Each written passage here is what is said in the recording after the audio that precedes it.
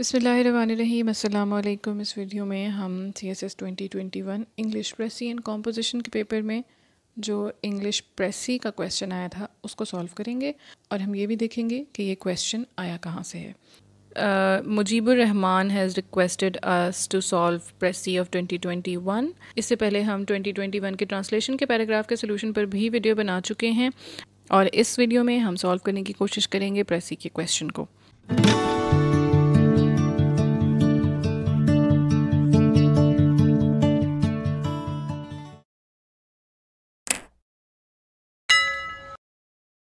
सबसे पहले हम जो ये पूरा पैराग्राफ है इसको रीड आउट करेंगे और ये देखेंगे कि इसके अंदर कौन से इंपॉर्टेंट पॉइंट्स हैं जिन पे हमें फोकस करना चाहिए। तो पैराग्राफ को पढ़ना स्टार्ट करें तो यहाँ पे है Nizar Hassan was born in 1960 and raised in the village of Masad where he has lived with his family, studied anthropology, university का नाम है, फिर ये कि उन्होंने टीवी में काम किया and then he turn to cinema. जो नेक्स्ट लाइन है इट इज़ वेरी इंपॉर्टेंट क्योंकि यहाँ पे एक अहम बात की गई है कि वो किस तरह के फ़िल्म्स बनाते हैं। उन्होंने एक फ़िल्म प्रोड्यूस की जो कि पैलेस्टीनियन के हवाले से थी, जहाँ पे इसराइली नोशन ऑफ इंडिपेंडेंस को ये कहकर रिजेक्ट किया गया था कि they have stolen another people's homeland and calling it independence. इस पैराग्राफ में अगर आपको इंटरलॉक्यूटर्स के वर्ड का मीनिंग नहीं आता तो कोई बात नहीं, इसके बग़ैर भी आप अगर यहाँ तक इस पैराग्राफ को पढ़ेंगे तो आपको मतलब वाज़े हो जाएगा इस लाइन का, ये जो 1994 वाली लाइन है, कि इस लाइन से राइटर क्या कहना चाह रहा है। अगर फिर भी नहीं समझ आता तो आगे बढ़िए, पूरा पैराग्राफ रीड करने से पहले आप किसी भी कंक्लूजन पे ना पहुँचें। आगे है as the world's attention was captured by the news of Israel's planning to annex. Precis writing सिर्फ आपकी इंग्लिश राइटिंग स्किल्स का इम्तिहान नहीं है, it is also a test of your intelligence and smartness and how well you are able to comprehend what is being said. ये third person में होगी हमेशा और ये इनडायरेक्ट स्पीच में होगी। फिर अगर हम अगले पैराग्राफ की तरफ पढ़ें तो यहाँ पे अब बात की जा रही है कि as the world's attention was captured by the news of Israel planning to annex. जो इसराइल का प्लान है कुछ और फ़लस्तीनी आबादियों को एनेक्स करने का, उसके बारे में Get a bit more of Palestine and add it to what they have already stolen. I received an email from Nizar Hassan, the preeminent Palestinian documentary filmmaker. अब यहाँ से हमें क्या बात पता चल रही है कि जो निज़ार हसन है, जिनके बारे में शुरू में बात की गई थी, जिनकी हमने थोड़ी सी बायोग्राफी देखी, वो पैलेस्टीनियन है, ही बिलोंग्स टू पैलेस्टीन और वो एक फ़िल्म मेकर हैं। ये तो हमें यहाँ से ही पता चल गया था कि उन्होंने एक फ़िल्म प्रोड्यूस की थी इंडिपेंडेंस। अब जो पहले पैराग्राफ में बातें कही गई हैं, हमें ये पता चल रहा है कि ये राइटर लिख रहा है उनके बारे में। और I is the first person, तो फर्स्ट पर्सन में प्रेसी नहीं होती, हम प्रेसी जब भी करेंगे तो उसको थर्ड पर्सन में करेंगे, इसलिए हम इसको कैसे करेंगे वो हम आगे चल के देखते हैं। इसके अलावा इस प्रेसी में जो ट्विस्ट है उसको भी हम देखेंगे कि वो क्या है आगे चल के, जिसकी वजह से इसको समझना थोड़ा सा मुश्किल है और हमें चीज़ें थोड़ी आगे पीछे मालूम हो रही हैं। अब देखिए, हमें सेकंड पैराग्राफ में आके ये पता चला है कि ये राइटर लिख रहा है। जो पहला पैराग्राफ है यहाँ पे हमें नहीं पता चली की बात, ये सेकंड पैराग्राफ की भी जब हम सेकंड लाइन पे देख रहे हैं तो यहाँ पे हमें पता चल रहा है I received an email from Nizar Hassan, he wrote to me about his latest film my grandfather's path. अब तक हमें क्या मेन या की पॉइंट्स पता चल चुके हैं। आप अगर चाहें तो अपने पास रफ में बुलेट्स के फॉर्म में भी लिख सकते हैं ये की पॉइंट्स। सबसे पहला की पॉइंट तो निज़ार हसन ख़ुद हैं, फिर उनकी फ़िल्म इंडिपेंडेंस है और वो किस बारे में थी ये है। आगे चल के हमें ये भी पता चल गया कि वो पैलेस्टीनियन डॉक्यूमेंट्री फ़िल्म मेकर हैं और अब जो उनकी लेटेस्ट फिल्म है वो है माई ग्रैंडफादर्स पाथ। और आगे ये एक लाइन है, they say choose your enemies carefully for you would end up like them, the same goes for those opposing Zionist settler colonialists. अब यहाँ पे ये जो लाइन है, they say choose your enemies carefully for you would end up like them, all alone, ये एक बहुत powerful line है, लेकिन क्या ये इस पैराग्राफ के कॉन्टेक्स्ट में इम्पॉर्टेंट है या नहीं, हमें ये देखना होगा। If you are too incensed and angered by their daily dose of claptrap, the vulgarity of their armed robbery of Palestine, you would soon become like them and forget yourself and what beautiful ideas, ideals and aspirations once animated your highest dreams। यहाँ से लेके दे say choose your enemies से यहाँ तक अगर हम देखें तो ये क्या है ये एक आइडिया कन्वे किया जा रहा है जो यहूदियों की ऑक्यूपेशन है पैलेस्टाइन की, और पैलेस्टीनियंस की जो एस्पायरेशंस हैं उनको ये कहा गया है कि वो ब्यूटीफुल आइडियल्स और आइडियाज़ हैं, और जो उनके ड्रीम्स हैं उनको थोड़ा प्रेज़ किया गया है। और उस अगर आप देखें तो यहाँ पे कुछ वर्ड्स हैं, एक है क्लैप ट्रैप और फिर ये इंसेंस्ड से। अगर आपको इनका एग्जैक्ट मीनिंग नहीं आता तो आप इस पूरी लाइन को पढ़ के गेस कर सकते हैं कि इस लाइन का क्या मतलब था, क्योंकि आगे जो वर्ड इस्तेमाल हो रहे हैं आर्म्ड रोबरी ऑफ पैलेस्टाइन, तो उससे हम इस लाइन का मीनिंग गेस कर सकते हैं। आगे है never fall into that trap for decade aspects of Palestinian and world cinema art poetry fiction drama has done for me precisely that saved me from that trap। आगे writer ने क्या कहा है, never fall into that trap and for decades the aspects of Palestinian and world cinema, art, poetry, fiction and drama have done for me precisely that saved me from that trap। यानी कि उन्होंने Palestinian art की तारीफ़ की है। In short, they have constantly reminded me what all our politics are about, a moment of poetic salvation from it all। ये जानना प्रेसी करते हुए बहुत ज़रूरी है कि कौन सा सेंटेंस सिर्फ फिलर है और कौन सा सेंटेंस रियल इन्फॉर्मेशन कंटेन कर रहा है। तो ये जो लास्ट सेंटेंस है इसका ये पार्ट है जहाँ पे ये कहा गया है reminded me all are politics, ये रियल एसेंस है, लेकिन जो आगे है moment of poetic salvation from it, ये इतना इम्पोर्टेंट नहीं है ये वाली लाइन। अगर आप इसको हटा भी दें तो भी आपको बात समझ आ जाएगी। अब हम देखते हैं कि लास्ट पैराग्राफ में क्या बात की गई है। सो लास्ट पैराग्राफ में दोबारा से कहा गया है Nizar Hassan's new documentary is one such work in a moment of dejection over Israel's encroachment on Palestinians rights and world's complicity. Kind of replication है ये इसी बात की जो ऊपर कही गई है। इसराइली जो आगे बढ़ते जा रहे हैं और जो पैलेस्टीनियंस की टेरिटरी के ऊपर काबिज होते जा रहे हैं, उसको ऑक्यूपाई करते जा रहे हैं, वहाँ पे एक वर्ल्डली पॉलिटिक्स भी आती है और वहाँ पे ये जो न्यू डॉक्यूमेंट्री है निज़ार हसन की वो इसी के हवाले से है। And again here we find a praise of Palestinian art and work. It has put Palestine in perspective. The film is mercifully long, beautifully paced and patient, and masterfully crafted work of art, a Palestinian's epic ode।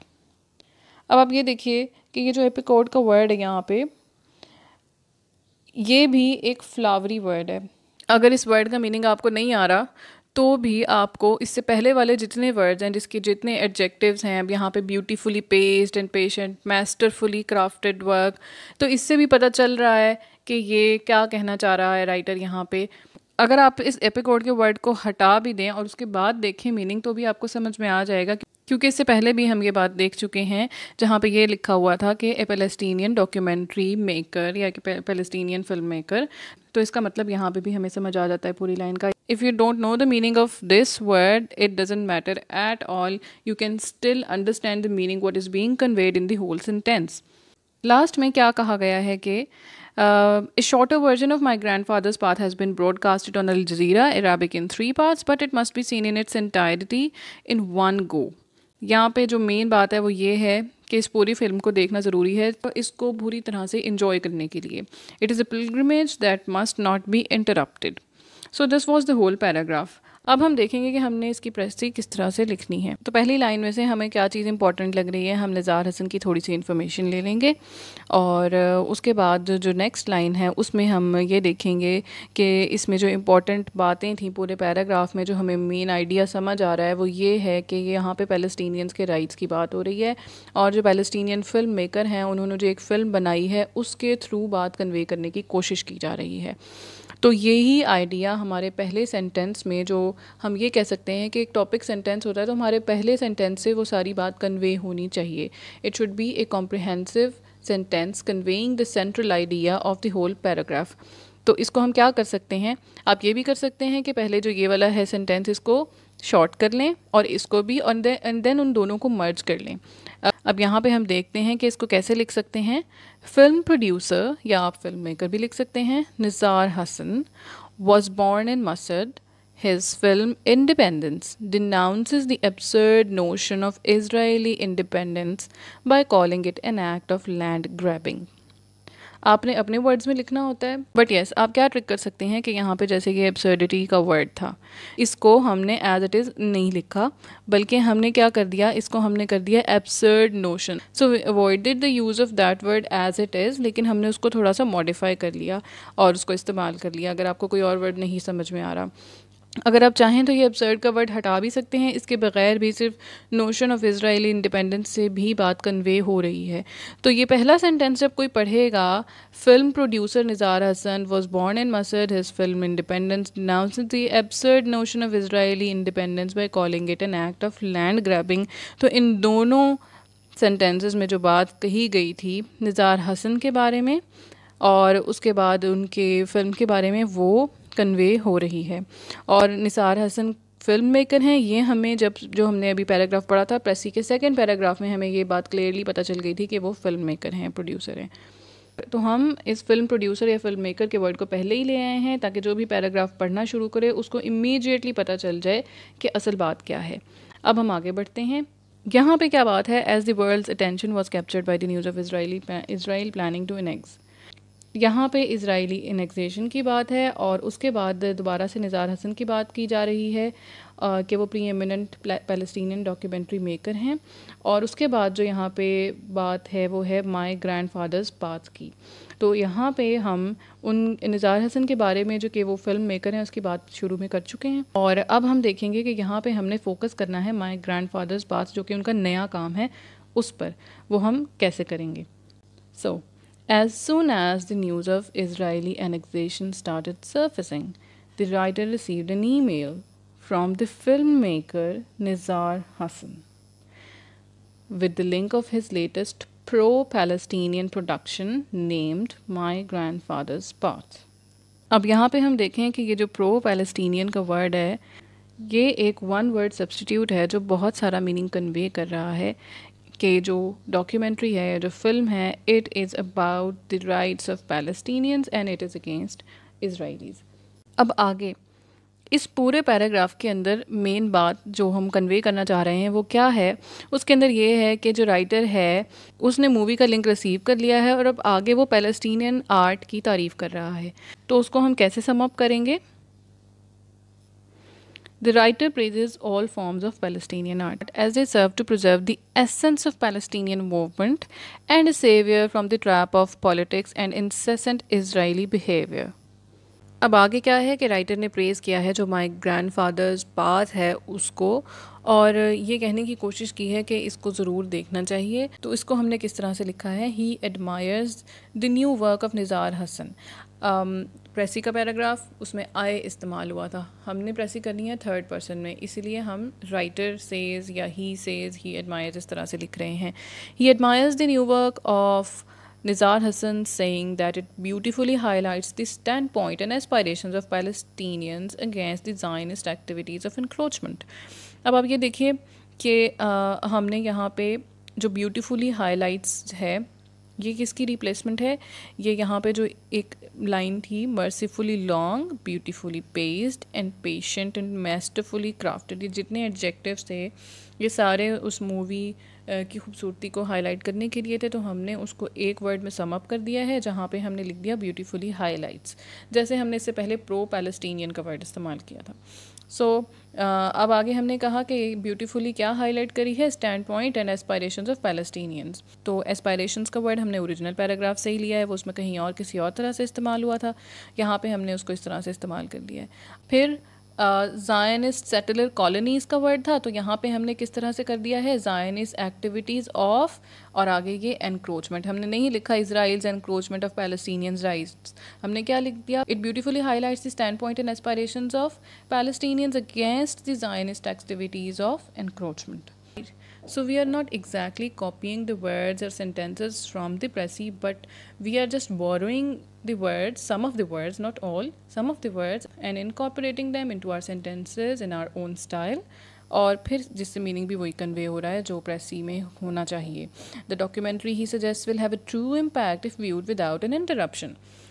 ये बात हमने line and में इस वजह से डाली है कि अगर हम देखें तो हमने शुरू से ही बात क्या की है, एक तो पैलेस्टीनियंस राइट्स की है और दूसरी पैलेस्टीनियन आर्ट वर्क और फिल्म मेकिंग की। तो क्योंकि हम फिल्म के बारे में बात कर रहे हैं, फिल्म मेकर और फिल्म मेकिंग के बारे में, इसलिए लास्ट में हम ये बात कह रहे हैं उस चीज़ को एंडोर्स करने के लिए जो हमने पूरे पैराग्राफ में की है और जहाँ से हमने पैराग्राफ का स्टार्ट लिया था, कि इस डॉक्यूमेंट्री को पूरा देखना चाहिए और विदाउट इंटरप्शन देखना चाहिए। यहाँ पे ये लाइन किस तरह से लिखी गई थी, it must be seen in entirety in one go, it is a pilgrimage that must not be interrupted. तो इसको हमने किस तरह से कहा, the documentary he suggest will have a true impact if viewed without any interruption, या आप सिर्फ विदाउट इंटरप्शन भी लिख सकते हैं। आप इसको इस तरह से भी लिख सकते हैं, द राइटर बिलीव्स, या फिर the writer is of the opinion, जिस तरह से आपको बेहतर लगे या आप जिस तरह से कन्वीनियंट हो लिखने में।